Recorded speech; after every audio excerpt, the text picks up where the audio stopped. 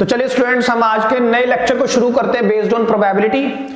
और बेटे आज का जो लेक्चर होगा ना, हम एक नए टॉपिक पर जाएंगे और जिसकी नींव ना मैं ऑलरेडी रख चुका हूं, जिसका मैंने ग्राउंड ऑलरेडी बना दिया है। If you have watched lecture 3 and lecture 4, जहां पे मैंने विद रिप्लेसमेंट और विदाउट रिप्लेसमेंट पर बात की हुई है। देखिए मैं एक एग्जांपल से बताने की कोशिश करता हूं, पूरे के पूरे कंडीशंस को क्या कहने की मैं कोशिश कर रहा हूं। देखिए ध्यान से समझिएगा। मान लीजिए मेरे पास एक बैग है जिसके अंदर मेरे पास टोटल ये बॉल हैं 3 रेड एंड 2 ब्लैक बॉल्स, ठीक है। और मैंने 2 बॉल्स को ड्रॉन किया है, 2 balls are drawn, 2 balls are drawn, है ना। मुझे प्रोबेबिलिटी निकालनी है। प्रोबेबिलिटी कैसे निकालनी है? फर्स्ट तो रेड आए, फर्स्ट बॉल क्या आ जाए? रेड, एंड सेकंड बॉल जो हो ना, सेकंड बॉल क्या है? वो आ जाए ब्लैक, ठीक है। सर अगर 2 बॉल ड्रॉन की हैं तो केसेस बनते थे, आपको याद होगा लेक्चर 3-4 में मैंने बात की थी। या तो सर 2 बॉल निकालनी है तो हो सकता है इकट्ठे निकाली हो, या हो सकता है एक एक करके निकाली हो, तो हो सकता है वो 1 by 1 विद रिप्लेसमेंट का केस हो, 1 by 1 विद रिप्लेसमेंट। या सर ये भी तो हो सकता है वो जो 2 बॉल आपने निकाली हैं वो 1 by 1 विद आउट रिप्लेसमेंट का केस हो, विदाउट रिप्लेसमेंट, जिसको मैं रैंडम, मैंने क्या कहा, एट रैंडम भी बोल सकते हैं। हमने एट रैंडम उनको लिया है, मतलब बिना देखे समझे, एट रैंडम, है ना। आंसर सेम आता था ना, ये बात हमने की थी लेक्चर 3 और 4 में कि ये आंसर हमेशा ठीक आता था, सेम आता था। तो अब हमें इसकी भी प्रोबेबिलिटी निकालनी है। क्या? पहली बॉल तो हो रेड एंड सेकंड बॉल क्या हो? ब्लैक हो, ठीक है। आप याद करें मैंने इसको जब करा रहा था कैसे बताया था मैंने? जब मेरे पास जो बॉक्स है जिसके अंदर 3 रेड और 2 ब्लैक बॉल है, मैंने पहली बॉल निकाली, कुछ निकलेगी, फिर उसको उसमें रख दिया। अगर वो 1 by 1 विद रिप्लेसमेंट का केस है तो दूसरी फिर निकाली। क्लियर है बात? तो सेम वे यहां पर हम बात करते हैं, कहते हैं प्रोबेबिलिटी बताओ पहली रेड आने की, पहली कौन सी आ जाए? रेड आ जाए। तो मैं कैसे लिखता था उसको? रेड, और दूसरी क्या? ब्लैक। यही तो बात है। यहां पर भी तो सर यही केस बन रहा है, पहली आ जाए रेड, दूसरी क्या आ जाए? ब्लैक आ जाए। केसेस तो सेम ही बनते थे। अगर मैं विद रिप्लेसमेंट और विदाउट रिप्लेसमेंट की बात करूं, एट रैंडम को अभी एक बार के लिए मैं इग्नोर करके चल रहा हूं क्योंकि सेम आंसर देता है, ठीक है। बात समझने की कोशिश करें, मुझे क्वेश्चन नहीं कराना, मुझे कुछ चीज पर लेके आना है, मुझे कुछ कंक्लूड करना है। देखिए समझने की कोशिश करें, मैं कंफ्यूज नहीं कर रहा जाता। रेड आने की प्रोबेबिलिटी। अच्छा सर एक बात हो रहा है, आप इसको ऐसे शॉर्ट में लिख देते थे, इसका मतलब फर्दर भी होता है क्या? इसका मतलब है रेड आने की प्रोबेबिलिटी, और सर आर और बी के बीच में क्या लगा होता है? मल्टीप्लाई, क्योंकि अगर एक बॉल आई तो क्वेश्चन तो पूरा नहीं हुआ। क्वेश्चन कहता है रेड भी निकलनी चाहिए, ब्लैक भी, तो बीच में क्या लगा होता है? मल्टीप्लाई। तो प्रोबेबिलिटी ऑफ ब्लैक, तो यहां पर कौन है? Probability of first red and second black. Check करो। तो ये तो सर देखा जाए तो इस तरह का काम हमें ना सेट्स में किया करते थे। क्लास 11th में देख लो, कुछ इसी तरह के सेट्स बना करते थे, वहां पे होते थे ना। तो यहां पर भी सर यही हो रहा है। प्रोबेबिलिटी किसकी sir? First red and second black किसके इक्वल होगी सर? कहता है पहले रेड के आने की प्रोबेबिलिटी लिखो, मतलब प्रोबेबिलिटी ऑफ रेड। अगर मैं इसको अच्छे से लिखना चाहूं, रेड का मतलब क्या है? ये है, और सर रेड आ गया तो अब ब्लैक की बारी है, तो प्रोबेबिलिटी ऑफ ब्लैक। बात तो दोनों तरफ एक ही लिख रहा हूं, अभी तक तो मैंने कुछ चेंजेस ही नहीं किए, क्योंकि इसको मैं ये भी लिख सकता हूं तो इसको भी तो मैं ये लिख सकता हूं इस केस में। अभी तक ये बात समझ में आई है? नहीं आई? अब मेरी बात ध्यान से सुनना, आप बताएंगे अच्छे से कि रेड आने की प्रोबेबिलिटी क्या है। आप कहेंगे सर टोटल कितनी बॉल है? 5, तो 5 में से कोई एक बॉल निकलेगी, और रेड कितनी है? 3, तो 3 में से कोई एक बॉल निकलेगी। सेम वे आपने उसके बाद क्या किया? जो बॉल निकाली 1 by 1 विद रिप्लेसमेंट का केस है, उसको दोबारा बॉक्स में डाल दिया, तो बॉक्स में कितनी बॉल है सर? 5, है ना।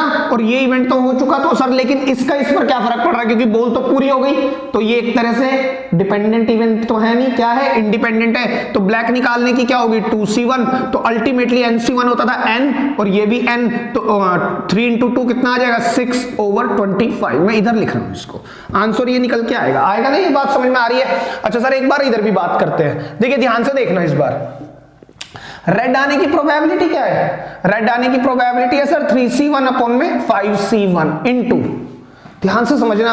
अब क्या कहता है, जो बॉल थी ना वो क्या बैग में डाल दी? नहीं सर, रिप्लेस नहीं की, उसको बाहर रख दिया हमने। अगर बाहर रख दिया तो टोटल बॉल कितनी रह गई बैग के अंदर? बैग के अंदर टोटल बॉल है 4, 4 में से कोई एक निकलेगी, कौन सी निकालनी है? ब्लैक। और जो बाहर रख चुका हूं मतलब ये इवेंट तो हो चुका है ना, प्रोबेबिलिटी इसकी फाइंड करनी है। If this event has already been occurred, अगर ये इवेंट हो चुका, रेड तो आ चुकी है, रेड तो पास्ट टेंस है, रेड तो आ चुकी, बाहर जो बॉल रखी वो रेड है, इसकी प्रोबेबिलिटी बता दो। तो बॉल तो अब 4 रह गई और रेड एक बाहर रखी, तो ब्लैक पर कोई फर्क पड़ा? नहीं पड़ा, तो यहां पर 2C1। लेकिन सर ये event somehow somewhere is dependent upon it, right? तो अल्टीमेटली जो आंसर आया वो कितना आया? 6/20, यही आएगा ना 6/20। लेकिन यहां आंसर क्या आएगा? 6/25। फर्क है दोनों बातों में, समझ रहे हैं बात? तो देखिए यहां पर ये जो इवेंट है ये डिपेंडेंट है, हाउएवर यहां पर ये जो इवेंट है ये इंडिपेंडेंट है। तो मैंने आपको बताया भी था कहीं ना कहीं अगर मैं आपको बात बताऊं ना तो इसमें जो मेन है, मेन क्या है? इंडिपेंडेंट इवेंट है ना, जिसको हम 1/1 विद रिप्लेसमेंट भी, या 1/1 विद रिप्लेसमेंट आप ये कह सकते हैं, इसका एक टाइप है। सर आपने स्टार्ट तो इससे किया, हाँ, क्योंकि बेटा मैं इससे समझाऊं कैसे, मेरे को ये समझाना थोड़ा सा मुश्किल था, तो मैंने कहा इससे समझाते हैं। तो इंडिपेंडेंट इवेंट का एक टाइप है, ये इंडिपेंडेंट इवेंट के अंडर में आता है 1/1 विद रिप्लेसमेंट। क्लियर है बात? सेम वे डिपेंडेंट इवेंट के अंडर में कौन आएगा सर? 1/1 without replacement. ये बात आप याद रखेंगे, या एट रैंडम। अच्छा सर एक बात हो, आपने ना एक बार मैं टॉपिक से थोड़ा सा हट रहा हूं, आपने ये कहा था कि यहां पर आंसर ना सेम आता है, याद करो मैंने 3rd 4th लेक्चर में कहा था, क्यों? ड्यू टू कॉम्बिनेशन का फॉर्मूला, रैंडम हो चाहे ये हो। लेकिन असली रीजन आप देता हूं मैं, क्यों सेम क्यों आता है, ध्यान से समझना। 1 मिनट के लिए अगर मेरे पास 3 रेड बॉल हैं तो मैं उन तीनों का नाम लिख लेता हूं, R1 R2 R3। और अगर मेरे पास 2 बॉल हैं B1 और B2, ठीक है। अब मेरे पास 3 बॉल तो ये हैं और 2 बॉल ये हैं, मुझे कौन सी सेलेक्ट करनी है? आप ये देखिए टोटल नंबर ऑफ केसेस क्या बन सकते हैं। मैं अगर सैंपल स्पेस लिखने की कोशिश करूं, मेरे पास 3 रेड बॉल है, 2 ब्लैक बॉल है, तो अगर मैं सैंपल स्पेस लिखने की कोशिश करूं तो आप बताओ क्या होगा सैंपल स्पेस? R1 के साथ R1 है ना सर, मतलब क्या हो रहा है? पहले एक बॉल मैंने निकाली बाहर, वो निकली कौन सी? रेड 1। मैं टोटल सैंपल स्पेस लिख रहा हूं, प्रोबेबिलिटी का हम बाद में निकालेंगे, क्या पूछ रहा है। मैं एक बार सैंपल स्पेस लिख रहा हूं, 2 बॉल निकालने के टोटल पॉसिबल आउटकम क्या होंगे। मैंने एक बॉल निकाली R1, उसको दोबारा बैग में रखा, क्या दोबारा R1 नहीं आ सकती? बिल्कुल आ सकती है, चेक करो, है ना। आगे चलते हैं, R1 के साथ सर R2 भी तो आ सकती है, R1 के साथ R3 भी तो आ सकती है, R1 के साथ B1 भी तो आ सकती है, R1 के साथ B2 भी तो आ सकती है। R1 को मैं फ्रीज करके चल रहा हूं 1 मिनट, है ना, जिससे कि मेरी सीक्वेंस खराब ना हो। मैंने कहा अब की बार R2 के साथ R1 आ सकती है, हाँ जी, R2 के साथ R2 भी तो आ सकती है, R2 के साथ R3 भी तो आ सकती है, R2 के साथ B1 आ सकती है और R2 के साथ B2 भी आ सकती है। सेम वे R3 के साथ R1, R3 के साथ R2, R3 के साथ R3 एंड R3 के साथ B1, R3 के साथ B2, R3 के साथ यहां पर क्या लिखेंगे हम? B2। चेक करें, आगे चलते हैं। अब की बार R हो गया, B1 को पहले लेते हैं, पहले B1 निकाली, फिर उसको डाल दिया, तो B1 के साथ R1, B1 के साथ R2, B1 के साथ R3, B1 के साथ खुद B1 और B1 के साथ B2, है ना। फिर लेते हैं B2 के साथ R1, B2 के साथ R2 आ सकती है, B2 के साथ R3 आ सकती है, B2 के साथ B1 आ सकती है और B2 अपने साथ भी ला सकता है ना। ये टोटल सैंपल स्पेस बनेगा। तो देखो कितने केस बन रहे हैं, 1 2 3 4 5, 1 2 3 4 5, 5 5 जा 25 बन रहे हैं ना। तो अब आप देख के बताइएगा, क्वेश्चन कहा उन्हें पहली रेड और दूसरी ब्लैक, तो पहली रेड दूसरी ब्लैक कहां कहां आ रहा है सर? एक ये आ रहा है, 2 ये आ रहा है, ध्यान से देखिएगा भाई, ये नहीं है, ये नहीं है, ये नहीं है, ये भी आ रहा है सर। पहली रेड दूसरी ब्लैक, ये भी आ रहा है सर, ये भी आ रहा है, पहली रेड दूसरी ब्लैक, और एक ये भी दिख रहा है मुझे, पहली रेड दूसरी ब्लैक। आप देखो ध्यान से, कितने केस हैं? 1 2 3 4 5 और 1 6 आउट ऑफ टोटल आ रहा है ना, आंसर तो आ रहा है सर। सैंपल स्पेस से भी देख सकते हैं और विदाउट सैंपल स्पेस करना ज्यादा आसान है, लेकिन क्योंकि अगर यहां पर ये तो 3 और 2 बॉल थी, अगर यहां पर कहता है ये 15 बॉल है और ये 10 बॉल है, तो क्या सैंपल स्पेस बना सकते थे? नहीं। तो सैंपल स्पेस के बिना करना ज्यादा आसान है, लेकिन मैं कुछ दिखाना चाह रहा हूं आपको। तो ये बात पता लग गई होगी आपको 25 क्यों आया नीचे टोटल, है ना, टोटल नीचे 25 आया और ये 6। यही चीज अगर मैं यहां लेके आऊं, अब आप ध्यान से सुनना फिर से सैंपल स्पेस में, अब मेरे पास दोबारा से R1, R2 और R3 3 बॉल हैं, रेड वाली, और 2 बॉल है बी वाली, ठीक है। अब आप मेरे को ये बताओ, मान लो मैं कहता हूं एट रैंडम मैंने निकाला, एट रैंडम में 2 बॉल इकट्ठी निकलेंगी, तो R1 के साथ कौन सी निकलेगी? R1 के साथ R2 आ सकती है, हाँ जी। R1 के साथ R3, हाँ जी। R1 के साथ B1, हाँ जी। और R1 के साथ B2, हाँ जी। R1 के साथ R1 आ जाएगी सर, सेम कैसे निकाल लोगे? तो वही कारण हो रहा है, यहां पर एक केस कम बनेगा, समझ रहे हैं। R1 2 बॉल मैं निकाल रहा हूं, मैं कह रहा हूं R1 के साथ R1, 2 बॉल मेरे हाथ में, दोनों R1 होंगी क्या? वो तो नहीं हो सकता। या फिर मैंने कहा R1 निकाली, एक बॉल निकली, पहली कौन सी? R1, अब मैंने उसको बाहर रख दिया, तो दोबारा R1 निकाल लाओगे क्या? सर ये भी नहीं हो सकता। दैट इज द रीजन इन दोनों में आंसर सेम आते हैं। समझ आ रही है आपको लॉजिक? उस समय मैंने बोल दिया था कॉम्बिनेशन की वजह से, क्योंकि मैं उस समय है ना कुछ और चीज को पकड़ना चाह रहा था, मैं उस पर अटकना नहीं चाह रहा था। मैं वहां पर ये सब बातें बताता, बेटा सारी चीजें मैसअप होती, तो मैंने कहा इसको सेपरेट बताएंगे, ठीक है। जब मैं ये इवेंट पर आऊंगा तब बताऊंगा। बात दोबारा समझे, मैंने क्या कहा, जब आप रैंडम निकालते हैं तो 2 बॉल निकालेंगे इकट्ठी, दोनों R1 नहीं हो सकती, दोनों R1 नहीं हो सकती, नहीं हो सकती ना। सेम वे अगर आपने पहली बॉल निकाली, मान लो R1 निकाल दी, तो बाहर रख दी, विदाउट रिप्लेसमेंट का क्वेश्चन है सर, दोबारा R1 निकाल लाओगे क्या? वो नहीं हो सकता। तो सेम केस आ नहीं सकता यहां पे। मतलब कौन कौन सा केस नहीं आएगा वहां पर? ये नहीं आएगा sir, R1 R1, R2 R2, R3 R3, B1 B1, B2 B2, same case नहीं आएंगे। तो टोटल नंबर ऑफ केसेस हैं कितने? 20। तो यहां पर जो केस बनेंगे ना वो 20 बनेंगे, ठीक है। और फिर देखना ध्यान से अब की बार 20 केसेस, और कहता है पहला रेड और दूसरी ब्लैक, तो पहली रेड 1 2 3 4 5 और 1 6, भी सर 6 ही केस बनेंगे कि पहली रेड आ जाए दूसरी ब्लैक, लेकिन टोटल नंबर ऑफ केसेस कम बनेंगे, चाहे वो एट रैंडम हो और चाहे वो विदाउट रिप्लेसमेंट हो, ठीक है। ये बात तो समझ में आ गई होगी कि क्यों फर्क रहता है इसमें। आंसर में जो बेस होता है वो बड़ा होगा कंपेयर टू दिस, हमेशा 1 by 1 विद रिप्लेसमेंट में जो बेस होता है वो बड़ा होगा कंपेयर टू एट रैंडम या विदाउट रिप्लेसमेंट। क्लियर है बात? अब हम है ना दोबारा अपने क्वेश्चन पर ही आते हैं। ये तो बात थी कि सर इसमें कंफ्यूजन रहती है, क्यों इसमें कम होता है, क्यों ज्यादा होता है, वो बात मैंने कर दी है। अब मैं एक बार इसको रब करता हूं और मैं आपको है ना अब दोबारा एक चीज और बताने की कोशिश करता हूं, क्योंकि मैं अब दोबारा टॉपिक पर ही आता हूं। तो बात समझने की कोशिश करना, यहां पर मेरे पास इवेंट्स दिए हुए हैं, मेरे पास क्या दिए हुए हैं? इवेंट्स दिए हुए हैं, राइट। और इन इवेंट्स को ना आप याद करें, क्लास 11th में ना क्लास 11th में हम इन इवेंट्स को ना बेटा किससे जोड़ देते थे? सेट्स चैप्टर से जोड़ते थे। तो ध्यान से समझना, अगर मैं 1 मिनट के लिए ए इवेंट बोल दूं, ए इवेंट है first red, first drawn ball is red. B event कहता है सेकंड बॉल इज ब्लैक, ठीक है। आप ध्यान से समझने की कोशिश करना। तो मैं इस क्वांटिटी को देखो, इसको मैं क्या लिख सकता हूं sir? Probability of first ball तो है ए, फर्स्ट बॉल तो क्या ले ली मैंने? ए। फर्स्ट बॉल कौन सी होनी चाहिए? रेड। ये तो ए हो गया, ये हो गया बी, है ना। तो यहां पर बी आ गया। और एंड का मतलब होता था इंटरसेक्शन, या एंड ही लगा लो सर, कोई फर्क नहीं पड़ता, ठीक है। इक्वल टू क्या मतलब हुआ सर इसका? रेड कौन है?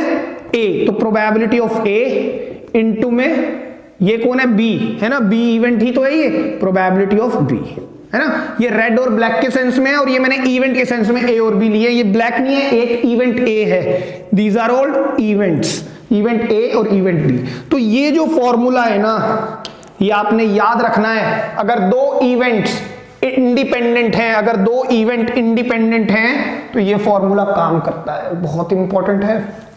अगर ये बात आ गई, अगर probability of A intersection B is equal to probability of A into probability of B हो गया, तो then they are set to be independent event. यही तो बात जा रही है सर, ये इवेंट और ये इवेंट इंडिपेंडेंट है, क्योंकि इस इवेंट का इस पर कोई फर्क नहीं पड़ रहा, क्योंकि हम बॉल को सारे को एक ही बार दोबारा बॉक्स में डालते हैं, फिर उसमें से निकालते हैं, तो कोई इवेंट का फर्क नहीं पड़ता।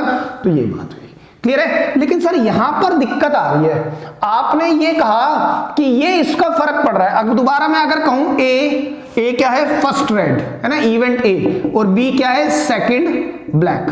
तो आप मेरे को सोच के बताना, अगर मैं यहां लिखता हूं प्रोबेबिलिटी, ये तो ए ले लिया मैंने, ये इवेंट बी ले लिया, तो ए एंड बी है ना, तो क्या मैं यहां पर भी लिख दूं probability of A into probability of B. और सर इस बार आप कहोगे कि ये डिपेंडेंट है, इसको कह रहे हो इंडिपेंडेंट है, तो फर्क क्या है, देखने में तो कोई फर्क ही नहीं नजर आ रहा। तो आप ध्यान से सुनना मैं क्या बोलने की कोशिश कर रहा हूं। बोलता क्या है, ये इवेंट इस पर डिपेंडेंट है, ये इवेंट इस पर डिपेंडेंट है, तो मैं इसको बी तो बोलूंगा, लेकिन बी की जगह मैं क्या बोलूंगा, प्रोबेबिलिटी ऑफ ब्लैक। बी की जगह मैं क्या बोलूंगा, यहां पर बी कौन है, ब्लैक, प्रोबेबिलिटी किसकी, ब्लैक की। When red has been occurred, when red has already been occurred, ऐसे लिखूंगा मैं इसको कि जब प्रोबेबिलिटी बता दो ब्लैक की, जब रेड ऑलरेडी आ चुका है, तब मैं इसको कहूंगा डिपेंडेंट इवेंट है। ये समझ रहे हैं ना आप बात, मैं क्या कह रहा हूं, यहां पर मैंने क्या कहा और इसमें क्या कहा, यहां तो मैंने कहा सिर्फ ब्लैक की प्रोबेबिलिटी, क्यों कहा, क्योंकि ये तो इंडिपेंडेंट इवेंट है। यहां पर मैं क्या कह रहा हूं, प्रोबेबिलिटी अभी भी निकालनी है ब्लैक की, कब, जब रेड ऑलरेडी आ चुका है। तो इसको लिखेंगे कैसे सर, इसको लिखने का एक तरीका क्या है, ये रेड को कौन, रेड के लिए हमने क्या लिया है, ए लिया है ना, तो बी, इसको लिखने का तरीका क्या है, वो ये है बी पाइप ए, ये पाइप का, ये पाइप का सिंबल होता है ये स्लैश, बिल्कुल सीधा, यानी कि सीधा एक तरह से वर्टिकल स्टिक लगाना। क्लियर है बात। और अगर पहले की बुक्स आप देखेंगे ना, तो आपको दिखेगा प्रोबेबिलिटी ऑफ, ये अपोन में लिखता था, इस तरह से लिखने के तरीके हैं बेटा, आपकी बुक्स में हो सकता है एनसीईआरटी में ऐसे मिले, जो आजकल के राइटर्स हैं वो ऐसे लिखते हैं। क्लियर है बात, याद रहेगी। और एक बात बेटा, आपकी जो एनसीईआरटी है ना, आपकी जो एनसीईआरटी है, जो प्रोबेबिलिटी स्टार्ट करती है वो यहां से स्टार्ट करती है, इसका मतलब होता है कंडीशनल प्रोबेबिलिटी। क्या मतलब होता है इसका, कंडीशनल प्रोबेबिलिटी। यहां से आपकी फर्स्ट एक्सरसाइज स्टार्ट होती है, जो हमें अब स्टार्ट करनी है। ये बात क्लियर हो रही है। दूसरी बात, कुछ बच्चों को ना कंफ्यूजन रहती है कि sir mutually exclusive event and independent event same होते हैं। म्यूचुअली एक्सक्लूसिव इवेंट वो इवेंट होते हैं जहां पर इंटरसेक्शन फाई रहता है, किन्हीं भी दो इवेंट के बीच में कुछ भी कॉमन ना होना म्यूचुअली एक्सक्लूसिव इवेंट है। लेकिन अगर किन्हीं भी दो इवेंट इसी के इक्वल आ जाए, मतलब probability of A and B, intersection की प्रोबेबिलिटी ए और बी के बीच के इंटरसेक्शन की probability will be equal to probability of A into probability of B हो जाए, तो वो इंडिपेंडेंट इवेंट है। एक बात और, इन दोनों का आपस में कोई लेना देना नहीं है दूर दूर तक। कभी आपको कई बार लगता है कि सर ये एक जैसे दिख रहे हैं, नहीं, ये अलग हैं। ये A and B equal to 5, मतलब इनमें कोई भी रिलेशन नहीं है, मतलब ये म्यूचुअली एक्सक्लूसिव इवेंट है। अगर ये क्वांटिटी इसके इक्वल हो गई तो मतलब they are independent events. Clear है। एक चीज और है, कई बार हम ये भी पढ़ लेते हैं sir probability of A union B का हमने तो फॉर्मूला पढ़ा था क्लास 11th में, probability of B minus probability of A intersection B. तो बेटा ये जो फॉर्मूला है ना, ये तो एक जनरल फॉर्मूला है, यूनिवर्सली एक्सेप्टेड फॉर्मूला है, और ये जो चीजें हैं इनके लिए कंडीशन है। अगर ये इंडिपेंडेंट इवेंट है तब ये है, अगर यही डिपेंडेंट इवेंट है तब ये है। समझ रहे हैं ना बात को। जब जब इवेंट इंडिपेंडेंट डिपेंडेंट होंगे तब ये बटेंगे, लेकिन अगर इवेंट कुछ नहीं है, कुछ भी नहीं है, तो ये फॉर्मूला तो यहां भी लगेगा और ये फॉर्मूला यहां भी लगेगा। बस पॉइंट ये है, ये ए इंटरसेक्शन भी कब ये होगा या कब ये होगा, ये डिपेंड करेगा कि ये इवेंट इंडिपेंडेंट है दोनों या इंडिपेंडेंट। अगर ये इवेंट इंडिपेंडेंट है तो यहां इसकी जगह पर मैं ये लिख सकता हूं, लेकिन अगर ये दोनों इवेंट डिपेंडेंट है तो इसकी जगह पर मैं क्या लिख सकता हूं, ये लिख सकता हूं। ये बात समझ में आ रही है। तो कंफ्यूज नहीं होना बिल्कुल भी, इसका मतलब है म्यूचुअली एक्सक्लूसिव, इनका आपस में कोई लेन देन नहीं है दूर दूर तक। कभी आप सोचे कि सर ये पता नहीं कुछ ऐसा लगता है, नहीं, कंफ्यूजन नहीं करनी बेटा बिल्कुल भी। क्लियर है ये बात। अब आप इसको अच्छे से लिखेंगे। तो एक बार स्टूडेंट्स एक बार समराइज और कर लेते हैं इसी बात को। मैंने क्या कहा आपको, दो तरह के इवेंट्स हैं, एक होता है इंडिपेंडेंट इवेंट, एक क्या होता है सर, इंडिपेंडेंट इवेंट्स, है ना, और एक क्या होता है सर, डिपेंडेंट इवेंट, है ना, डिपेंडेंट इवेंट्स। तो सर इन पर कोई पर्टिकुलरली क्वेश्चंस नहीं बनते, हाँ बनते हैं, इन पर भी बात करेंगे, लेकिन उससे पहले हम कुछ और बात करेंगे। देखिए ध्यान से समझना, इंडिपेंडेंट इवेंट का मतलब क्या है, 1 by 1 विद रिप्लेसमेंट। 1 by 1 जितने भी क्वेश्चन 1 by 1 विद रिप्लेसमेंट के होते हैं, क्योंकि एक बॉल निकाली दूसरी उसी में डाल के फिर निकाल रहे, तो वो इंडिपेंडेंट इवेंट्स है। तो दैट इज द रीजन ये इसी के अंडर में आता है। और इसी तरह से एट रैंडम, या जिसको हम क्या बोलते हैं 1 by 1 विदाउट रिप्लेसमेंट, ये किसके अंडर में आएगा सर? डिपेंडेंट इवेंट्स के अंडर में ही आएगा। ये बात समझ में आ गई होगी आई होप आपको, है ना। इसके लिए हमने एक फॉर्मूला बनाया, उसको थोड़ा सा और मॉडिफाई करूंगा। क्या? अगर इंडिपेंडेंट इवेंट्स है तो probability of A and B will be equal to probability of A into probability of B, है ना। ये कंडीशन होगी। अगर वो इवेंट्स डिपेंडेंट हैं तो probability of A and B will be equal to probability of A multiply probability of किसकी sir? B की निकालनी है, और ये पाइप ए, पाइप का सिंबल एंड देन ए, मतलब ये तो हो चुका, ये गिवन है या हो चुका है, ये मुझे फाइंड करना है, ये मुझे फाइंड करना है। समझ रहे हैं आप बार बार?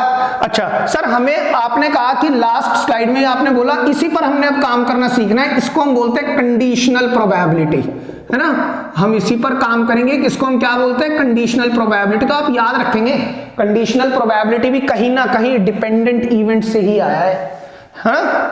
दूसरी बात, अगर मुझे सिर्फ कंडीशनल प्रोबेबिलिटी निकालनी है, मतलब बी पाइप ए, तो अगर मैं इसको इसके नीचे कर दूं, probability of A and B को मैं लिख रहा हूं इंटरसेक्शन अपॉन में प्रोबेबिलिटी ऑफ ए। बात समझना।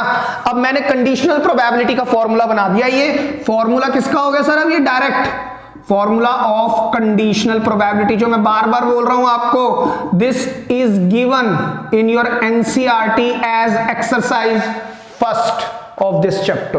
क्लियर है? तो यहां पर ध्यान से समझना ये बात बेटा, जो पीछे वाला है या नीचे वाला है, इसको मैं ऐसे भी लिख सकता हूं। ऐसा नहीं है कि अब बुक्स ऐसे लिख रही है तो मैं ऐसे ही लिखूं, पेपर में कई बार ऐसे भी लिखा आ जाता है, मैं बार बार बोल रहा हूं, ठीक है। ऐसा नहीं है ये पर्टिकुलर जो वे है ये बिल्कुल ही वाइप आउट हो गया, नहीं, बहुत जगह अभी भी आपको ऐसा मिलेगा लिखा हुआ, ठीक है। तो कोई वाइप आउट नहीं है, बट लेटेस्ट वन ये है, ठीक है। दोनों बता दिए मैंने आपको। तो इसका मतलब क्या है, जो पीछे वाला है ना वो तो हो चुका है ना। मैं क्या कैसे पढ़ता हूं? प्रोबेबिलिटी निकालनी है बी की, when A has already been done, when A हो चुका, ये तो हो चुका, ये इवेंट तो हो चुका, तो बी की प्रोबेबिलिटी बता दो जब ए हो चुका। इसको लिखने का तरीका है, अगर बिल्कुल ऐसे ही लिख दूंगा तो फिर तो सर फर्क ही नहीं नजर आएगा ना फॉर्मूला वाइज। तो फॉर्मूला वाइज थोड़ा सा फर्क करना है, तो इसको लिखने का तरीका, नोटेशन देने का तरीका है बी पाइप ए, मतलब बी की प्रोबेबिलिटी बताओ जब ए हो चुका, है ना। तो आप ध्यान रखेंगे जो हो चुका वो हमेशा नीचे आएगा। ये हो चुका होने वाला पार्ट है, मतलब गिवन पार्ट है, गिवन पार्ट हमेशा नीचे आएगा, ये भी गिवन पार्ट है ना। और ये फाइंड वाला पार्ट है, इसकी प्रोबेबिलिटी हमें निकालनी होगी। तो सर हम एक काम करें, इस फॉर्मूला को ना थोड़ा सा मॉडिफाई कर देते हैं इन टर्म्स ऑफ अल्फाबेट्स। जिसकी प्रोबेबिलिटी मुझे निकालनी है उसको मैं बोलता हूं एफ फॉर फाइंड, और जो हो चुका ए नहीं बोलूंगा उसको मैं जी ही बोल देता हूं, एफ बाय जी। और आप इसको ऐसे भी लिख सकते हैं, एफ की प्रोबेबिलिटी बताओ जब जी हो चुका है। तो इसका मतलब ये दोनों बात एक ही है, तो विल बी इक्वल टू, ध्यान से समझने की कोशिश करना, जो हो चुका वो तो नीचे आएगा ही आएगा, जो हो चुका कौन है वो गिवन कौन है, जो हो चुका, प्रोबेबिलिटी ऑफ जी, है ना। जी ही लिख दिया मैंने, ए को हटा ही दिया, जिससे आपको याद रहेगा एफ फॉर फाइंड, प्रोबेबिलिटी निकालनी है इसकी, ये तो हो चुका, ये गिवन है या हो चुका है, तो नीचे आएगा जी, और इन्हीं दोनों का इंटरसेक्शन आएगा एफ इंटरसेक्शन जी, फाइंड और गिवन का इंटरसेक्शन। और आप यहां पर probability of G intersection F भी ले सकते हैं, क्योंकि मैंने कहा एफ और जी सेट में जो कॉमन है ना वो जी और एफ में भी होंगे, और हमने क्लास 11 सेट में ही पढ़ लिया था F intersection G and G intersection F, because F intersection G हो चाहे जी इंटरसेक्शन एफ हो, ये इक्वल होते हैं ड्यू टू कॉम्यूटेटिव होते हैं भाई। ये बात समझने की है, ये बात आप याद करें, ये बात हमने क्लास 11 में ही पढ़ ली थी। तो इन दोनों का इंटरसेक्शन ऊपर आएगा और नीचे जो हो चुका, मतलब जो गिवन है, जो हो चुका या गिवन है, या फिर आप ओ से भी ले सकते हैं, अकर्ड, ऑलरेडी अकर्ड, तो यहां ओ। तो आप जैसे मर्जी याद रखें, लेकिन याद रखना है। तो ये बॉटम लाइन है, this is the main formula of conditional probability for our chapter. Clear है? अब आप इसको लिख लें, and now we will start some question based on this, है ना। उसमें हम ये भी समझेंगे कि यार ये है कैसे कंडीशनल प्रोबेबिलिटी का क्वेश्चन, उसकी बात भी करेंगे। लिख लें आप इसको। तो चलिए स्टूडेंट्स हम फर्स्ट क्वेश्चन पर बात करते हैं। कहते हैं एक डाई थ्रो की है, a die is thrown once and the number appeared is an even number. और देखो ये भी बताया है उसने, एक डाई थ्रो की है, जो नंबर आया है ना वो क्या आया है, इवन नंबर आया है। है ना। तो ये गिवन है, यही बात गिवन है, यही बात गिवन है, ये अकर हो चुका है।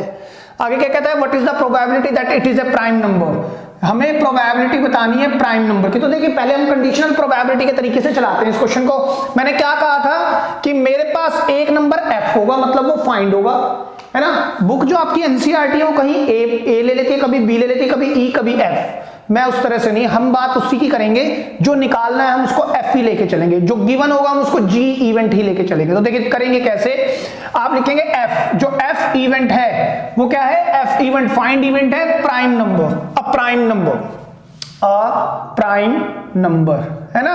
अच्छा अब मैं बात करता हूं इसी की जी, जी इवेंट भी है, जी इवेंट है an even number, an even number. ये बात समझ में आई, पहले हमने इवेंट्स को लिख दिया, है ना। और सर एक मिनट के लिए ना ये डाई जब थ्रो की है, एक डाई थ्रो की है तो सैंपल स्पेस एक बार लिख लेते हैं, 1 2 3 4 5 और एक 6, है ना। ये सैंपल स्पेस होगा क्योंकि छोटा क्वेश्चन है, सैंपल स्पेस लिख सकते हैं, अदरवाइज हम विदाउट सैंपल स्पेस भी करके देखेंगे इसको, ठीक है। अब देखिए मैं इसकी तरफ देख भी नहीं रहा हूं, एफ एक प्राइम नंबर, आप ये बता दो अगर एक डाई उछलेगी तो प्राइम कौन कौन होगा सर, 2 3 5। प्राइम नंबर वो नंबर होते हैं जो अपनी टेबल और 1 की टेबल में आते हैं, 2 3 और 5। अगर मैं इस इवेंट को एक सेट की फॉर्म में लिखूं तो ऐसे ही तो लिख पाऊंगा। सेम वे अगर मैं इस इवेंट को एक सेट की फॉर्म में लिखूं, अगर एक डाई को रोल करते हैं तो 2 4 6 are the even numbers. Clear है सर। मैं एक बात जानता हूं, मुझे कंडीशनल प्रोबेबिलिटी का क्वेश्चन है, क्यों गिवन, अभी उसकी भी बात करेंगे। मैं ये कह रहा हूं it is the question of conditional probability. ऐसा क्यों कह रहा हूं, क्योंकि टॉपिक ही गिवन कर दिया है मैंने, है ना। एक बार क्वेश्चन को समझ के भी करेंगे। देखिए एफ बाय जी, है ना। मैंने क्या कहा, ये फाइंड करना है जब ये आ चुका, ये गिवन है। तो अभी अभी मैंने आपको बताया था जो इसका फॉर्मूला होगा, इन दोनों का इंटरसेक्शन, एफ इंटरसेक्शन जी, और नीचे कौन आएगा सर, जो गिवन, नीचे वाला नीचे आएगा, आप ऐसे भी समझ सकते हैं। ऊपर इन दोनों का इंटरसेक्शन और नीचे वाला नीचे, मतलब गिवन वाला ही नीचे आएगा क्योंकि एफ तो निकालना है।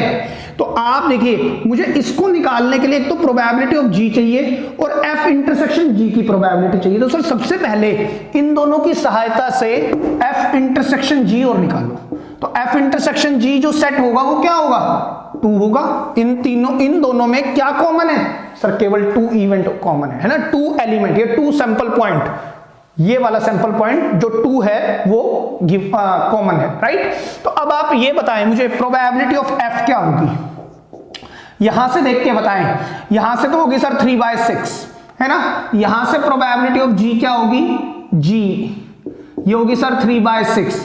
यहां से प्रोबेबिलिटी ऑफ एफ इंटरसेक्शन जी क्या होगी सर, 1/6 होगी ना। इन तीनों में से कुछ भी आ जाए तो उनके आने की प्रोबेबिलिटी क्या है, 3/6। फेवरेबल ये है तो उसमें से वो फेवरेबल है और इसमें से ये फेवरेबल। लेकिन ये प्रोबेबिलिटी अभी काम नहीं करेगी।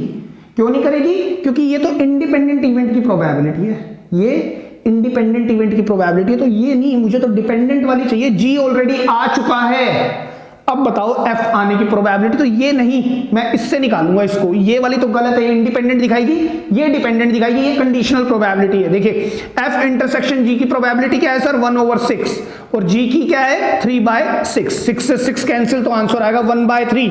तो ये प्रोबेबिलिटी है एफ इवेंट के, यानी कि फाइंड की प्रोबेबिलिटी क्या होगी, जब गिवन ऑलरेडी दिया हुआ है तो वो होगी 1/3।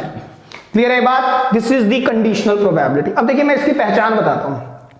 कंडीशनल प्रोबेबिलिटी के क्वेश्चंस में ना आपको कहेगा इसकी प्रोबेबिलिटी निकालो, किसी भी एक इवेंट की प्रोबेबिलिटी निकालो अगर एक इवेंट ऑलरेडी हो चुका है ना। कहेगा इसकी प्रोबेबिलिटी निकालो अगर कुछ हो चुका है। तो ये तो मेरा मेथड 1 था जो थ्योरम के थ्रू किया हमने, बिल्कुल थ्योरेटिकली, है ना।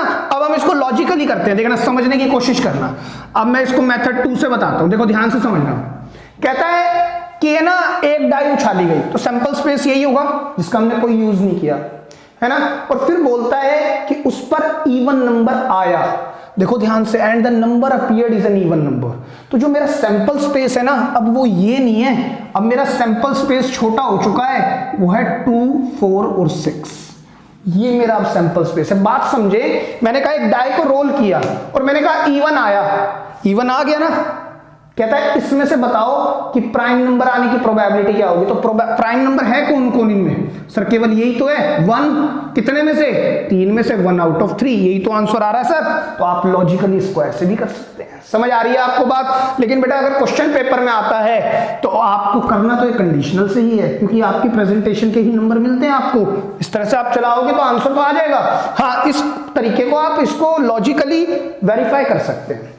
मैं दोबारा बता रहा हूं, मैंने क्या कहा कि एक डाई को रोल किया तो सैंपल स्पेस में 6 इवेंट आएंगे, लेकिन कहता है एक बात गिवन दे दी कि इवन तो आ ही चुका है, तो ओड को तो हटा ही दो। गिवन दे दिया, इवन तो आ ही चुका है, कहता है उसमें से बताओ, जो इवन आ चुके हैं उसमें से बताओ कि प्राइम नंबर आने की प्रोबेबिलिटी क्या है। That is 1/3। क्लियर हो रही है आपको बात किस तरह से सोचना है? ठीक है, और करने का तरीका यही होगा हर बार। ठीक है, तो ये नहीं आप इसकी प्रोबेबिलिटी निकालेंगे जब ये हो चुका है, ये तो इंडिपेंडेंट की हो गई ना, ये नहीं चाहिए हमें चाहिए dependent event, conditional probability. Clear है? अब आप इसको लिख लें। चलिए स्टूडेंट्स, 2 क्वेश्चन पर और बात करते हैं, और बेस्ड ऑन ये भी कंडीशनल प्रोबेबिलिटी है, लेकिन हम इसको लैंग्वेज से समझने की कोशिश करते हैं। कहता है a pair of dice is rolled. पिछले क्वेश्चन में हमने क्या किया था? एक सिंगल डाई रोल की थी, राइट? इस बार हमारे पास क्या कहता है? 2 डाई को रोल किया है। Find the probability of getting sum 6। मुझे फाइंड करनी है सम 6 आने की प्रोबेबिलिटी।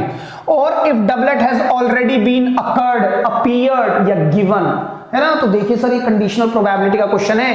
कहता है कि ये इवेंट तो हो चुका, इसकी प्रोबेबिलिटी बता दो, है ना? ये इवेंट तो हो चुका, तो इसकी प्रोबेबिलिटी बता दो। जो हो चुका उसको हम क्या लेते हैं? इवेंट जी। इवेंट जी कौन है? डबलेट, है ना? लेट कर लेंगे आप, let the event G be doublet and let the event F be sum 6। Sir again हम इस इवेंट को कैसे लिखेंगे? हम इस इवेंट को सेट की फॉर्म में लिखेंगे सबसे पहले। क्या सर मुझे सैंपल स्पेस लिखने की जरूरत है? बिल्कुल भी जरूरत नहीं है। आप जानते हो डबलेट क्या क्या होंगे सर? 1 1 दोनों डाई पर, 2 2 हो जाए, 3 3 हो जाए, 4 4 हो जाए, 5 5 हो जाए, या 6 6 हो जाए, राइट? और ये क्लोज। और अच्छा दूसरा क्या है सर? हमने जो निकालना है वो है सम 6, है ना? तो सम 6 को भी अगर मैं इसी तरह सेट्स की फॉर्म में लिखना चाहूं तो सर पहली डाई पर 1 आ जाए तो दूसरी पर क्या आएगा? 5, पहली पर 2 आ जाए तो दूसरी पर 4, पहली पर 3 आ जाए तो दूसरी पर 3, पहली पर 4 2 5 1, बस सर यही तो बनेंगे, है ना? अब सर इसकी तो प्रोबेबिलिटी निकालनी है। अब मेरे पास एक काम हो रहा है, मैं जानता हूं जो फॉर्मूला है कंडीशनल का वो क्या है? फाइंड ऊपर अगर ये हो चुका, गिवन है ये, इन्हीं दोनों का क्या लेते हैं हम बेटा? इंटरसेक्शन, डिवाइड बाय ये गिवन इवेंट। अब सर इन दोनों का इंटरसेक्शन आप सेट में से लेंगे, ना कि ऊपर देखना स्टार्ट करेंगे, इसी में से लेंगे। तो आप यहां लिख लें जी इंटरसेक्शन एफ। क्या होगा सर? जी इंटरसेक्शन एफ। देखिए यहां पर 3 3 और 3 3, तो एक ही इवेंट होगा ना बेटा? अगर मैं प्रोबेबिलिटी ऑफ जी यहां पर निकाल दूं, प्रोबेबिलिटी जी की गिवन की 1 2 3 4 5 6, सर ये सब ना कैसे इवेंट है? इक्वली लाइकली, तो फेवरेबल अपॉन में टोटल भी कर सकते हैं। और मैं जानता हूं जब 2 डाई उछलेगी तो टोटल इवेंट 36 होंगे ही होंगे। क्लियर है ये बात? अगर ऐसे नहीं समझ में आ रहा है तो देखो अलग अलग लिखो। 1 के आने की प्रोबेबिलिटी 1/6, लेकिन एक डाई नहीं फेंक सकते, तो ये कोमा देता है एंड, तो इसके आने की 1/6, तो 1/36 हो गई। अब सर ये जरूरी है यही केस हो डबलेट में, तो ये कोमा ये और को रिप्रेजेंट कर रहा है, ये वाला, है ना? तो ये प्लस देगा। फिर 2 के आने की प्रोबेबिलिटी 1/6, लेकिन सर एक डाई नहीं फेंक सकते, हमें तो पेयर फेंकना है, तो एंड मतलब मल्टीप्लाई, फिर 1/6, तो ये फिर 1/36, तो 1/36 कितनी बार? 6 बार, तो ऐड करोगे तो 6/36। आप एक्सियोमेटिक अप्रोच भी लगा सकते हो, ठीक है? अच्छा, जी इंटरसेक्शन एफ, मतलब ये आने की प्रोबेबिलिटी क्या है? Probability of G intersection F will be equal to, sir इसके आने की 1/6, एक बार डाई नहीं फेंकनी, 2 बार फेंकनी है, तो एंड 1/6 1/36, या आप ये भी कह सकते हो ये फेवरेबल आउटकम है, डिवाइड बाय टोटल, तब भी काम करेगा, ठीक है? अब सर मेरे को तो ये इसकी प्रोबेबिलिटी निकालनी है जब ये हो चुका, तो इसकी अकेले की प्रोबेबिलिटी अगर आप निकाल दोगे ना तो वो तो इंडिपेंडेंट इवेंट पर आ जाएगा, विद रिप्लेसमेंट का क्वेश्चन बन जाएगा हमारे पास क्वेश्चन विदाउट रिप्लेसमेंट मतलब डिपेंडेंट इवेंट का है, कंडीशनल प्रोबेबिलिटी है, तो इन दोनों की कॉमन। अच्छा सर आपने जी इंटरसेक्शन एफ ले लिया, कोई फर्क नहीं पड़ता, आप इसको एफ इंटरसेक्शन जी कर लो, है ना, हालांकि फर्क कुछ नहीं पड़ता, लेकिन एक ना एक यूनिफॉर्मिटी मेंटेन करने के लिए कि सर यहाँ एफ इंटरसेक्शन जी है तो यहाँ भी एफ इंटरसेक्शन जी ले लो, तो ऊपर क्या आएगा 1/36। अब मेन वाला अपॉन और जी है 6/36, ये क्वांटिटी इसको कैंसिल करेगी तो आंसर आ गया 1/6। अब सर इसको भी लॉजिकल करें, देखो लॉजिकल क्या होगा, कहता है कि दो पेयर उछाले गए, है ना, दो पेयर नहीं एक पेयर उछाला है डाई का, एक पेयर में दो डाई होती है, राइट, उन दोनों को उछाला ना तो कुछ तो आ गया, और जो आ गया ना उसमें से कुछ बता दो, आया क्या है सर, आया है डबलेट, तो डबलेट 1 1 2 2 3 3 4 4 5 5 6 6, ये तो हो चुका, ये इवेंट हो चुका, इसमें से मुझे सम 6 आने की प्रोबेबिलिटी बता दो, इसमें से मुझे सम 6 आने की प्रोबेबिलिटी, ये इवेंट हो चुका, तो कितने इवेंट है 1 2 3 4 5 6 में से सम 6 सर केवल ये दे रहा है, तो 1/6। बात समझ में आई है नहीं आई, जो हो चुका मैं उसी में से तो बात करूंगा। अब मेरा जो सैंपल स्पेस है वो doublet is my sample space according to this question. Clear है, आगे बात करते हैं, क्वेश्चन और देखते हैं। A die is thrown twice, इस बार एक डाई को फिर से दो बार उछाला है, कहता है and the sum of the numbers appearing is observed to be 6, sum जो आया है वो 6 आया है, अपीयर्ड हुआ है, तो ये क्या है सर जी है, जी क्या दिया हुआ है सम 6, है ना। अगर मैं इसी सम 6 को कैसे लिखूं सर, 1 5 मतलब सेट की फॉर्म में 2 4 3 3 4 2 and last one will be 5 1। Clear है। दूसरा मुझे कुछ इवेंट निकालना है, एफ क्या कहता है what is the conditional probability, तो इसने बोल ही दिया सर कंडीशनल प्रोबेबिलिटी निकालो, नहीं तो इसको छोड़ो, कहता है if number 4 has already been appeared at least once, मतलब जो मैं दो डाई फेंक रहा हूं ना उनमें कम से कम एक 4 तो आया है, तो ऐसा हो सकता है पहली वाली पर 4 आ जाए, दूसरी पर 1 आ जाए, पहली पर, अच्छा एक काम करते पहले इवेंट लिख ही देते हैं ना, at least 4 has appeared, 4 का मतलब नंबर 4 at least once के कम से कम एक बार, तो F इवेंट क्या होगा बेटा, देखो 4 आ जाए पहली पर, फिर अगली पर 1 आ जाए, या 4 आ जाए पहली पर दूसरा आ जाए, 4 आ जाए 3, 4 के साथ 3 आ जाए, राइट है ना सर। ऐसा भी तो हो सकता है एटलीस्ट 4 हैज अपीयर्ड वंस, तो 4 दोनों पर ही आ जाए, या 4 के साथ 5 आ जाए, या 4 के साथ 6 आ जाए, ऐसा हो सकता है ना कि पहली डाई पर तो 4 आ गया, दूसरी पर 1 2 3 4 5 6 कुछ भी आ सकते हैं, और देखो कम से कम एक डाई पर 4 आ रहा है। लेकिन सर दूसरा केस ये भी तो हो सकता है कि सर पहले 1 आ जाए, फिर 4 आ जाए, 2 आ जाए, 4 आ जाए, 3 आ जाए, 4 आ जाए, फिर 4 4, और सर सेट्स में तो रिपीटिशन अलाउड नहीं होती, तो उसको तो हम अलग गिनेंगे नहीं, तो 5 4 लेंगे और एक और ले लेंगे 6 4। क्लियर है, ये बात समझ में आ गई होगी, ये इवेंट्स होंगे। अब मैं सबसे पहला काम वही करता हूं, जी इंटरसेक्शन एफ, जी इंटरसेक्शन एफ देखिए कौन कौन होगा इसमें, 6 ये बना रहा है, 6 ये भी बना रहा है, ये भी बना रहा है, ये भी बना रहा है, ये भी बना रहा है ना। अब इधर देखने की कोशिश करें, 1,5 दिख रहा है कहीं पर, सर 1,5 नहीं दिख रहा, 2,4 सर 2,4 ये रहा, है ना, 2,4 एक हमारे पास कॉमन इवेंट है, 3,3 हो नहीं सकता क्योंकि 4 तो कम से कम आएगा एक पे, 4,2 सर ये रहा, चेक करो आप ध्यान से।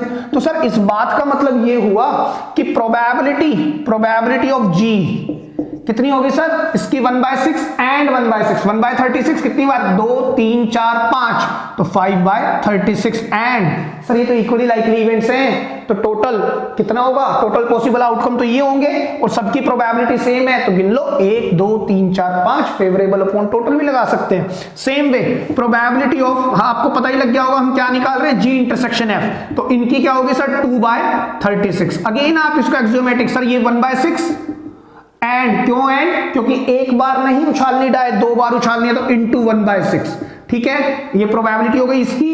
अब सर एक बच्चे ने कहा जरूरी है यही केस हो, और तो प्लस 1/6 इंटू 1/6, अब भी देख लो 1/36, 1/36 ये देगा क्या 2/36। अगेन मुझे क्या निकालनी है, कंडीशनल प्रोबेबिलिटी, कंडीशनल प्रोबेबिलिटी कहती है एफ, ये तो निकालना है कब, जब मेरे पास कोई इवेंट गिवन हो। तो फॉर्मूला क्या बैठता है, प्रोबेबिलिटी ऑफ, इस बार जी इंटरसेक्शन एफ लगा दिया मैंने, कोई बात नहीं, और नीचे तो सर यही आएगा जो गिवन है। जी इंटरसेक्शन एफ मेरे पास आ रहा है 2/36 डिवाइड बाय प्रोबेबिलिटी ऑफ जी क्या आ रही है 5/36, कैंसिल कर दो, आंसर अभी भी कितना आएगा 2/5। देखो दोबारा इसको लॉजिकल समझते हैं, ये तो आसान है, इस तरह से आप कर सकते हैं, बिल्कुल ईजी है, कुछ करना ही नहीं है। अब मेरी बात दोबारा सुनिएगा, मैंने क्या कहा, ध्यान से सुनना।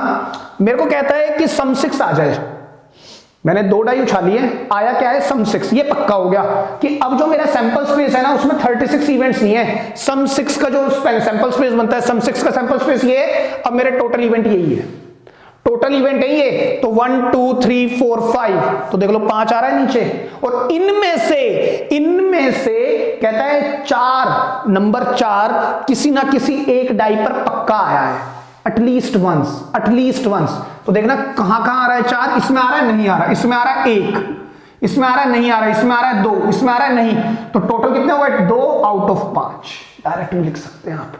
क्लियर हो रही है आपको बात, अब आप लिख लें इसको। चलिए स्टूडेंट्स एक और क्वेश्चन पर बात करते हैं, और बेटा ये क्वेश्चन ना कई बार पेपर में आया है, आपके बोर्ड्स में कई बार आया हुआ है, आपके पेपर्स में, ठीक है, ध्यान से समझिएगा।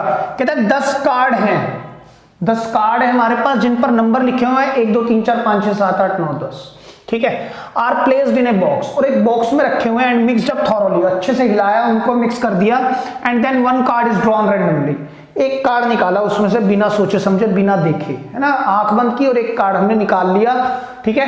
10 कार्ड हैं एक बॉक्स के अंदर है जिन पर नंबर डले हुए 1 से लेकर 10 तक, एक बॉक्स में डाला, mix up thoroughly, and then 1 card is drawn randomly, एक कार्ड बाहर निकाला। If it is known that, अगर ये हम जानते हैं, ये हो चुका है, ये गिवन होगा, that the number on the drawn card is more than 3, जो नंबर आएगा ना कार्ड पर वो 3 से बड़ा होगा, तो क्या आ सकता है, फेवरेबल क्या है अगर 3 से बड़ा है, तो सर 1 होगा, नहीं 1 थोड़ी फेवरेबल होगा, 3 से बड़ा 4 आ जाए, 5 आ जाए, 6 आ जाए, है ना, 4 आ जाए, 5 आ जाए, 6 आ जाए, 7 आ जाए, 8 आ जाए, 9 आ जाए और 10 आ जाए, ये बात हुई ना 3 से बड़ा। ये बात हमें पता है कि जो नंबर आया वो 3 से बड़ा आया, तो कहता है प्रोबेबिलिटी बता दो वो इवन नंबर होगा। तो बेटा आप देखो सैंपल स्पेस ना 1 से लेके 10 तक नहीं है, अब ये चीजें तो हो चुकी हैं, तो इसी में से तो बताओगे इवन नंबर। तो अगर मैं इसको डायरेक्ट पहले लॉजिकली समझता हूं तो लॉजिकली आंसर सर बहुत आसान है, इवन है ये, यस ये भी तो इवन है, ये भी इवन है और ये भी इवन है, तो 1 2 3 4 आउट ऑफ 1 2 3 4 5 6 और 1 7, तो 4 आउट ऑफ 7 ये इस क्वेश्चन का उत्तर है। बस सर इतना सही, हाँ लेकिन प्रेजेंटेशन आपको करके दिखानी है। मैं आपको बार बार यही समझा रहा हूँ, क्वेश्चन देखो लॉजिक से कितना जल्दी हो रहा है, और जब हम थ्योरम लगा रहे हैं तो उससे एक प्रेजेंटेशन तो आ रही है, बट उससे ये चीज जो हम इससे समझ पा रहे हैं वो शायद हम उससे ना समझ पाए, क्योंकि वो थ्योरम बेस्ड है ना, थियरी उसके अंदर थोड़ी सी ज्यादा है, लेकिन फिर भी मैंने आपको बता दिया इसका आंसर क्या आएगा 4/7, जिसको आप पेपर में अगर बैठे हैं तो आप उसको क्रॉस चेक कर सकते हैं, हाँ मैं ठीक कर रहा हूं, ठीक है। तो फिर से आपके पास 2 इवेंट होंगे, एक एफ इवेंट जो आपको निकालना है, एक होगा जी इवेंट, है ना। एफ इवेंट वो इवेंट जो निकालना है, मतलब इवन नंबर, और जी इवेंट कौन, मोर देन 3, आप ये लेट कर लेंगे, let event G be more than 3 event and this is the even number event. Clear है। अब मैं इन इवेंट्स को सेट की फॉर्म में लिखूंगा, तो 4 5 6 7 8 9 और 10। सेम वे इसको भी लिख देते हैं सर, 2 4 6 8 और 10, है ना। मैं इवन की बात कर रहा हूं, लॉजिक पे नहीं जा रहा कि इसमें से देखूं क्या, नहीं अभी तो मैं पूरे पर बात कर रहा हूं। मेरे पास जो सैंपल स्पेस है वो एक तरह से ये है, 1 2 3 4 5 6 7 8 9 और 10, है ना। 10 मेरे पास कार्ड्स हैं, वो एक बॉक्स में रखे हुए हैं, तो यही तो होगा सैंपल स्पेस। क्लियर है। एक ही तो कार्ड निकालना है ना, एक ही कार्ड निकालना है, तो सर कोई भी निकल सकता है। क्लियर है बात। अब मेरी बात ध्यान से सुनना, सबसे पहले हम क्या काम करते हैं सर, एफ इंटरसेक्शन जी निकालते हैं हम। एफ इंटरसेक्शन जी कुछ है क्या, 2 तो सर कॉमन ही नहीं है, 4 है, 6 है, 8 है, 10 है, तो सर ये सब कॉमन आ रहे हैं, तो 4, 6, 8 और एक 10। ये f का मतलब होता है फाइंड, g का मतलब गिवन, ये तो फाइंड ही करना है। और अगर मैंने ऐसे लिख दिया प्रोबेबिलिटी ऑफ f, तब तो इंडिपेंडेंट इवेंट बन जाएगा। इंडिपेंडेंट इवेंट तो काम ही नहीं करता कंडीशनल प्रोबेबिलिटी पे। कंडीशनल प्रोबेबिलिटी के लिए f की प्रोबेबिलिटी बताओ जब g ऑलरेडी हो चुका है, गिवन है, तो इसका मतलब हुआ f intersection g divide by probability of given. तो सर हम इन दोनों की प्रोबेबिलिटी निकालते हैं, तो प्रोबेबिलिटी ऑफ g क्या होगी बेटा, 1 2 3 4 5 6 7 7/10 है ना सर। कैसे अगर अलग अलग करें तो इसके आने की प्रोबेबिलिटी क्या है, 1/10। भाई एक नंबर है आउट ऑफ 10। सर ये भी तो आ सकता है, कोमा लगेगा तो प्लस, ये भी आ सकता है सर, ये भी आ सकता है, ये भी आ सकता है, तो ऐसे ऐसे करते 7/10। Same way probability of f intersection g 1 2 3 4, तो 4 आउट ऑफ 10। इसको कट नहीं करना आपने, क्योंकि आपको पता है f इंटरसेक्शन g 4/10 आप यहां रखेंगे, फिर मेन अपोन लगा के 7/10। अगर आप इसको कट कर लेंगे यहीं पे, तो सर ये 10 से 10 डायरेक्ट कर रहा है, तो कट रहा है, तो हम क्यों टाइम खराब करें। यही तो आंसर लाया था सर लॉजिकली, और क्या होगा। क्लियर है, एक अच्छा क्वेश्चन है और इजी क्वेश्चन है। अगर आपको समझ में आ रहा है तो बहुत ही इजी कंसेप्ट है, कुछ नहीं है इसमें। अगले क्वेश्चन पर बात करते हैं। कहता है फैमिली हैज 2 चिल्ड्रन। इस बार है ना, एक फैमिली है जिसमें 2 बच्चे हैं, ठीक है। तो what is the probability that both the children are boys given that at least one of them is a boy, है ना। ध्यान से देखिए, कहता है प्रोबेबिलिटी बता दो कि दोनों बच्चे बॉय हों, और गिवन भी कहा है कुछ कि ये बात तो हो चुकी है।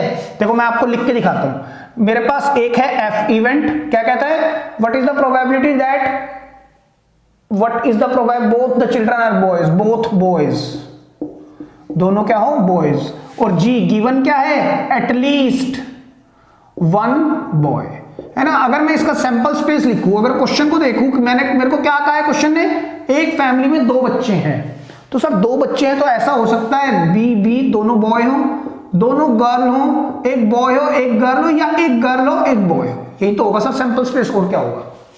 ठीक है, यही 4 पॉसिबिलिटीज हो सकती हैं। लेकिन सर मेरे को इस सैंपल स्पेस से पहले इस पर काम करना है, तो एक बात बताओ, इस एफ इवेंट को सेट की सेंस में लिखवाओ, दोनों बॉयज, तो सर वो तो यही होगा, है ना। दोनों कम से कम एक गर्ल एक बॉय, तो कम से कम एक बॉय का मतलब बीजी या जीबी, या दोनों बॉयज हो जाए। बात समझे। अब देखो ध्यान से लॉजिकली करते हैं। कहता है एक फैमिली में 2 बच्चे हों, ठीक है, और एक बात बता दी उसने, क्या कि ये तो हो चुका कि कम से कम एक बच्चा बॉय है, कम से कम एक बच्चा बॉय है, तो सैंपल स्पेस अब ये नहीं है, अब ये है, ये तो हो चुका। कहता है प्रोबेबिलिटी बता दो बॉय आने की, दोनों बॉय आने की, तो क्या होगी सर 1 कितने, ऐसे इवेंट सर एक है, कितने में से 3 में से, तो 1/3 आंसर होगा इसका। समझ में आई आपको, नहीं तो आप ऐसे देख लो, कैसे सर प्रोबेबिलिटी निकाल, अच्छा इसकी तो प्रोबेबिलिटी हम डायरेक्ट निकाल नहीं सकते ना, क्योंकि वो इंडिपेंडेंट देगी, मुझे कैसे निकालनी पड़ेगी, f/g, g हो चुका, ये तो हो चुका, ये काम तो मैं कर चुका हूं, तो ये तो हो चुका, मतलब एक बच्चा बॉय तो हो चुका है कम से कम। तो अब आप मेरे को बताओ प्रोबेबिलिटी ऑफ g। अच्छा सर पहले f इंटरसेक्शन g इवेंट और निकाल लेते हैं सेट्स के थ्रू, कुछ दिख रहा है, हाँ जी सर दोनों बॉय। अब सर इधर है ना प्रोबेबिलिटी ऑफ g निकलवा दो, 1 2 3 3 आउट ऑफ 4, और probability of f intersection g भी निकाल लें, ये क्या होगी सर 1/4। क्लियर है ये बात, ठीक है। अब आप मेरे को इधर बताएंगे f इंटरसेक्शन g क्या है, 1/4 डिवाइड बाय 3/4, है ना, 4 से 4 कैंसिल, अभी तो बताया था सर 1/3 आंसर आएगा, वरना आप रिवाइंड करके देख लेना वीडियो को।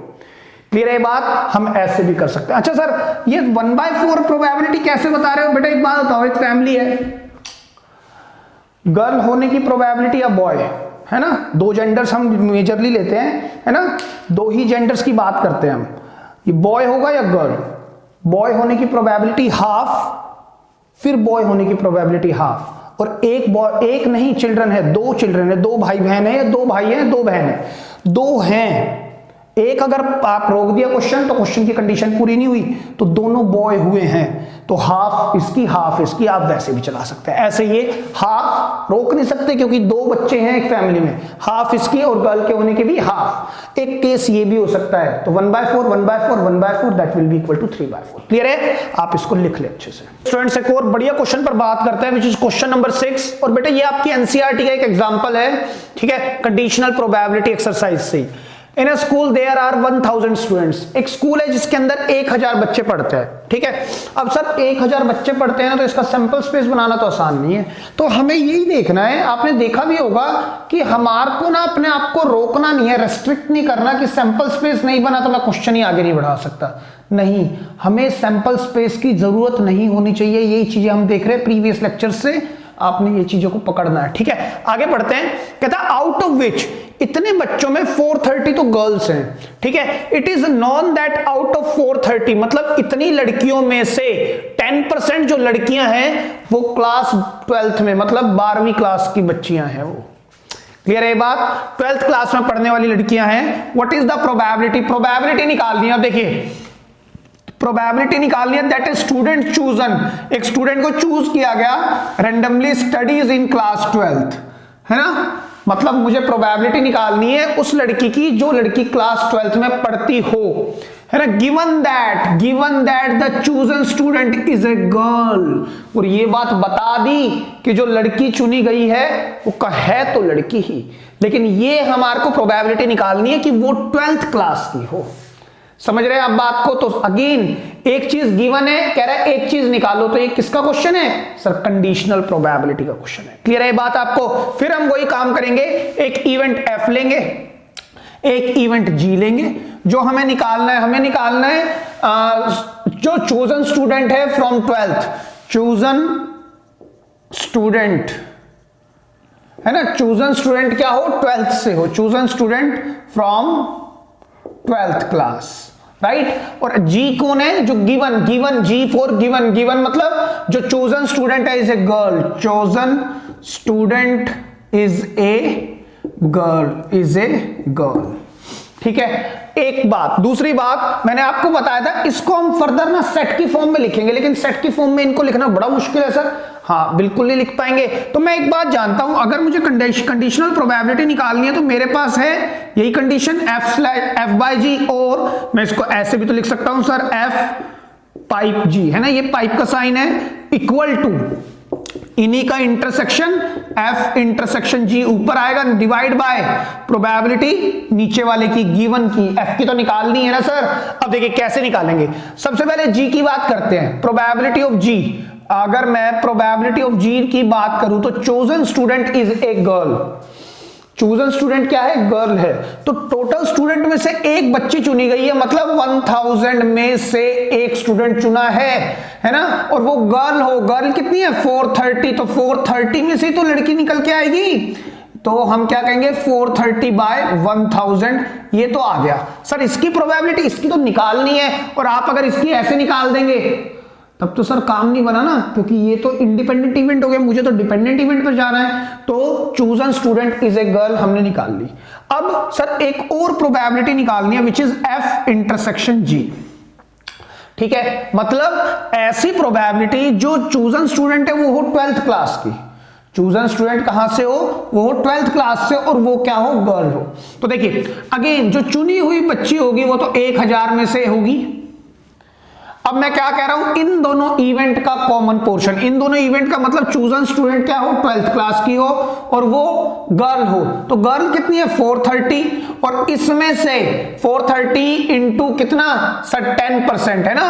Out of 430 girls 10% belong to किसको? क्लास 12th को। तो इंटू में 10%, तो यही तो होंगी वो लड़कियां होंगी जो क्लास 12th की हैं। ये गर्ल्स कह रहा है तो टोटल गर्ल्स ये है, लेकिन ये कह रहे हैं 12th से हो, तो ये क्या होगा? इनका इंटरसेक्शन होगा। तो 43 अपॉन में 1000 आप डायरेक्ट भी लिख सकते हो, कॉम्बिनेशन लगाने की कोई आवश्यकता भी नहीं है। ये बात समझ में आ रही है आपको?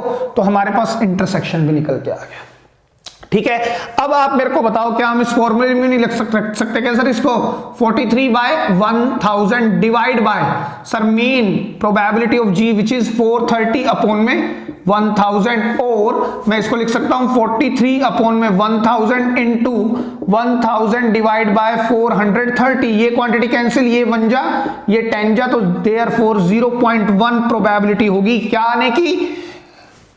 ये F कौन है, chosen student from a 12th class, given that जो चूजन स्टूडेंट है इज ए गर्ल है। अब देखो इसको लॉजिकली समझते हैं, ठीक है। कहता है सबसे पहली बात तो जो मेरे पास 1000 बच्चे थे ना, 1000 बच्चों का सैंपल स्पेस था। अब एक बच्ची चुनी गई, एक लड़की को चुना, और कहता है वो जो जब चुना ना तो सब उसमें से लड़की निकल के आई। जब चुना तो हमारे पास क्या निकल के आई, वो एक गर्ल है। ये बात गिवन दे दी उसने, तो सैंपल स्पेस अब 1000 ना रह के अब यहां पर आ गया है, मतलब 430 हो चुका है। बात समझे नहीं समझे, चूजन स्टूडेंट लड़की है तो यानी सैंपल स्पेस में सभी लड़कियां आ रही है। उसमें से कहता है एक लड़की जो बिलोंग करती हो क्लास 12th को, उसमें से कौन चुना जाएगा, सारी लड़कियों में से लड़की तो चुनी जाएगी। सर यहां तो नहीं बोल रहा हूं लड़की, हाँ वो कह रहा है कि क्लास 12th का हो, तो क्लास 12th का अगर मेरे पास सारी लड़कियां गिवन है तो क्लास 12th का बच्चा कैसे चुना जाएगा। क्लास 12th में कितने बच्चे हैं, 10% ऑफ 430 आउट ऑफ टोटल 430, तो ये कितना होगा 43/430। आप डायरेक्ट निकाल सकते हो 1/10, सेम आंसर आएगा। ये बात समझ में आ रही है आपको कैसे मैंने निकाला है। तो आप इसको डायरेक्ट भी कर सकते हैं लॉजिकली, लेकिन आपको प्रेजेंटेशन तो ऐसे ही करनी है, क्योंकि क्वेश्चन जब आएगा तो 2 नंबर का कम से कम आएगा, 4 नंबर का बेटा ये क्वेश्चन नहीं बनेंगे, ठीक है। 2 नंबर के ही क्वेश्चन है कंडीशनल प्रोबेबिलिटी के, ठीक है, लिख लें आप इसको। तो चलिए स्टूडेंट्स एक और बढ़िया क्वेश्चन पर बात करते हैं। बेटा इस तरह के क्वेश्चन वाकई में पेपर में कई बार आते हैं। तो देखिए, अ डाई इज थ्रोन 3 टाइम्स, इस बार डाई कितनी बार उछाली है, 3 बार। तो सर सैंपल स्पेस में पता है कितने इवेंट होने वाले हैं, 6⁻³ मतलब 216 इवेंट्स। तो सर सैंपल स्पेस फिर बनाएं, सैंपल स्पेस नहीं बनाना बेटा अपने को। आगे चलिए, कहता है events E and F are defined as follows. 2 event हुए हैं E and F। E event कहता है 4 ऑन 3rd डाई, मतलब जो 3 डाई उछली है ना उनमें जो 4 आया है वो तीसरी डाई पर आया है, ठीक है। और इवेंट F कहता है 6 on the first and 5 on the second throw, मतलब इवेंट F क्या कहता है, 6 आया है फर्स्ट थ्रो, यानी कि 3 डाई हैं, फर्स्ट डाई पर 6 आ गया, 5 आ गया सेकंड पर, और थर्ड पर कोई और नंबर आया वो नहीं बताया इवेंट F ने। क्या कहता है, find the probability of E, हमें E की प्रोबेबिलिटी तो निकालनी है, given that F has already occurred. Again sir ये तो कंडीशनल का क्वेश्चन है, क्यों, एक इवेंट हो चुका, इसकी प्रोबेबिलिटी निकाल दो, है ना। तो देखिए कैसे निकालेंगे, आप जानते हैं यहां पर हम F और G में कर रहे थे, फाइंड और गिवन में, यहां पर उसने नाम ही रख के दे दिए, तो हम F और G में नहीं कन्वर्ट करेंगे।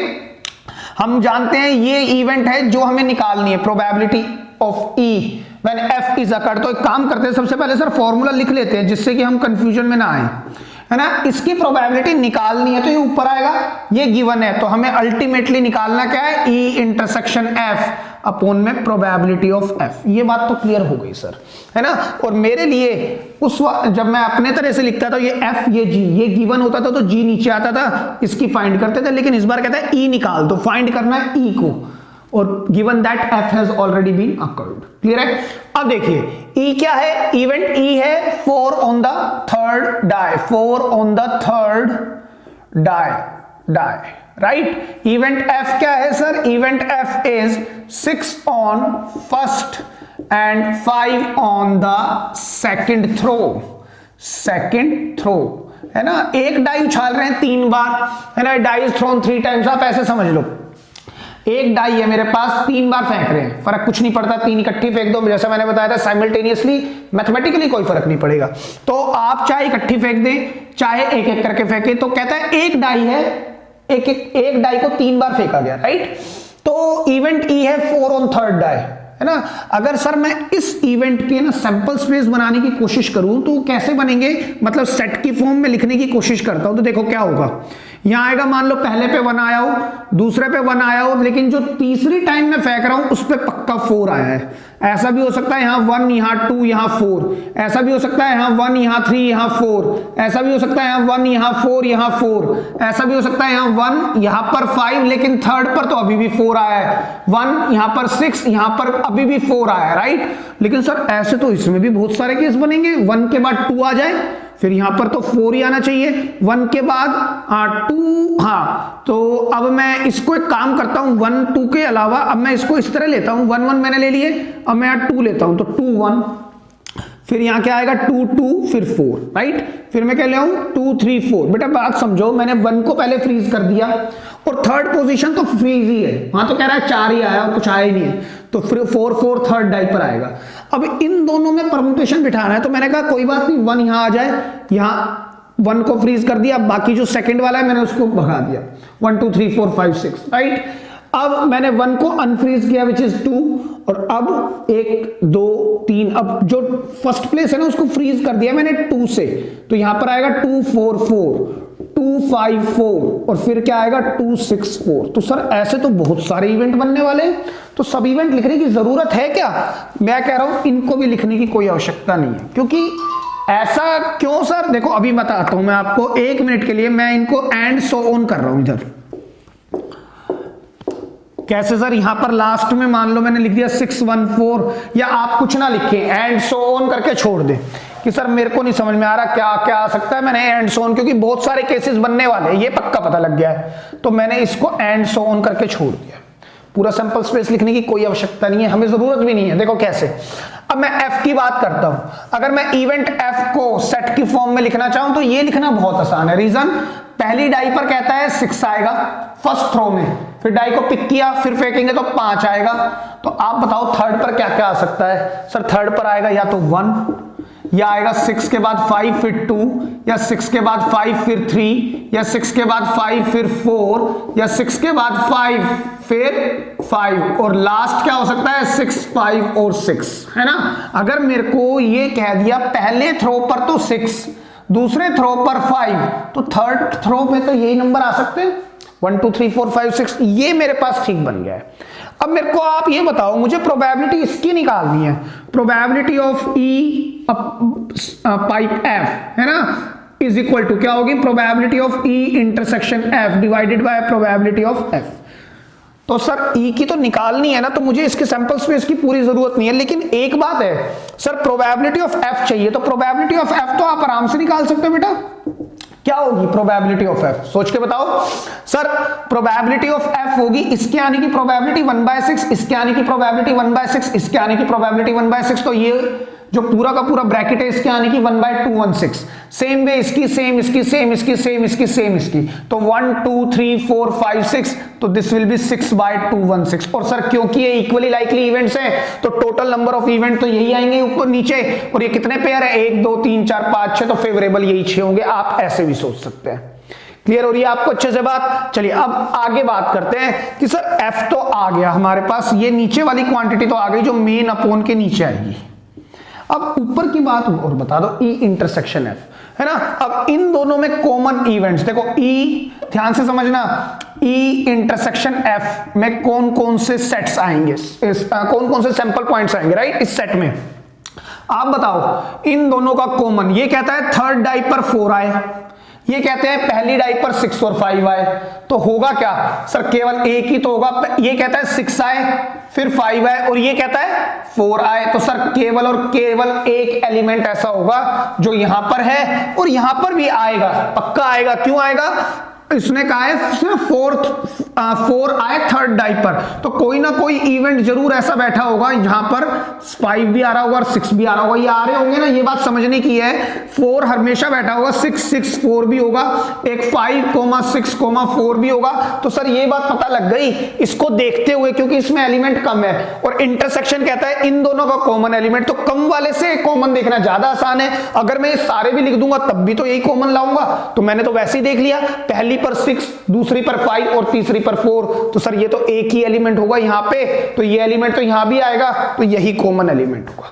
ये बात समझ में आ रही है आपको? तो अगर मैं इसकी भी प्रोबेबिलिटी निकाल दूं तो क्या होगी सर? सर ये सारे इक्वली लाइकली हैं, तो 1/216, नहीं तो आप इसकी ले लो 1/6, सर इस कोमा का मतलब एंड है, फिर 1/6, फिर एंड 1/6, क्योंकि मुझे एक डाई को 3 टाइम्स फेंकना है, ठीक है। तो 1/216, तो इसकी भी आ गई हमारे पास 1/216। तो सर ये क्वांटिटी इससे कैंसिल, तो अल्टीमेटली जो आंसर होगा 1/6 होगा, ठीक है। ये तो बात रही थ्योरम से हमें कैसे करना है। अब फिर सोचते हैं लॉजिकली। कहता है ये इवेंट तो हो चुका, ये इवेंट तो हो चुका, अब सैंपल स्पेस 216 नहीं है, इसमें से देखना है अब मुझे, है ना। अगर ये इवेंट हो चुका तो प्रोबेबिलिटी बताओ ई की, ई कौन है, 4 ऑन थर्ड डाई, बताना है इसमें से 4 ऑन थर्ड डाई कब आ रहा है, केवल इसमें। तो 1 डिवाइड बाय कितने नंबर ऑफ केस है, 1 2 3 4 5 6, 1 डिवाइड बाय टोटल मतलब सैंपल स्पेस में कितने आउटकम आ रहे हैं, 6 ही तो आउटकम आ रहे हैं, तो एक ही है, 1/6, यही आंसर है। क्लियर है आपको ये बात। तो this is all about for today's lecture. Thank you so much.